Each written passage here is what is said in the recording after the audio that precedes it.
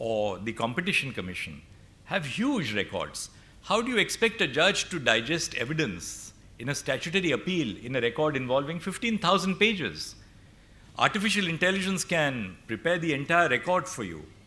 Or, for instance, we have been using artificial intelligence for transcription of the proceedings in the Constitution bench of the Supreme Court. Simultaneously with the arguments, we have a screen in the court in which the entire oral argument is transcripted. At the end of the day, the transcript is provided to all the lawyers to clean up any errors which may have taken place. There were very funny errors which sometimes takes place. One of the arguments made by the lawyer for the petitioner was confused with the lawyer for the government of India. It was obviously cleaned up by the end of the day when the lawyers notice it, and then it is put out on the website for public consumption. But transcription is another AI-assisted activity which we are in the process of implementing. As you know, we are now launched into translation of judgments of the Supreme Court. There are about 34,000 judgments, core 34,000 judgments of the Supreme Court since independence. All of these judgments were digitized by providing an ESCR free of charge. And the idea behind this initiative, which I was pursuing since 2016, but I realized that some things can only be achieved when you become Chief Justice, because perhaps people listen to you better. I don't know what the secret to that is. Justice Muralidhar is also an example of that. But what happened is that I thought that we must put out our judgments which should be available free of charge. The private software developers provide great service. But why should it be that a citizen has to pay the kind of charges which are levied by private software developers when our law colleges are not resourced? Our lawyers in the talukas or the district courts are not resourced to pay for the software. In about 2 months after I took charge, we have all the 34,000 judgments now in the form of an ESCR. But we are not stopping at that. What better way, I thought, to provide access to justice to our common citizens than providing our judgments in a language which our citizens understand? And therefore, we are now in the process of using artificial intelligence.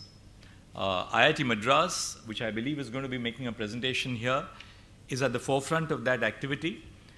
But we've also used our retired district judges across high courts to verify the correctness of the translation which is being made before these translated judgments are put out on the internet.